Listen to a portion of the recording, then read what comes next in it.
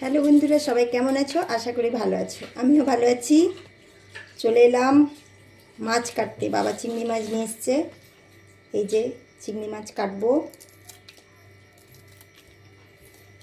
মালাইকারি হবে। তোমরা খেতে চাও তো আমার বাড়ি চলে আসো। আমার চিংড়ি মাছ কাটার টেকনিকটা দেখেছো? আমি বসে চিংড়ি মাছ কাটতে বা যে কোনো মাছ কাটতে না আমার বহুত বিরক্ত, তাই এই জিনিসটা শিখে নিয়েছি। কাটলে এরকম কাটি। চিংড়ি মাছের ভেতরটা এটা যে জানো না, এর ভেতরটা একটা নোংরা থাকে, বের করে দেবে, নালে খুব খারাপ এটা পেটে গেলে। জানো হয়তো অনেকে, যারা জানে না বলে দিলাম, কিছু মনে করো না, আমি বলে দিবে আমরা জানি। তাই বলে দিলাম আগে থেকে।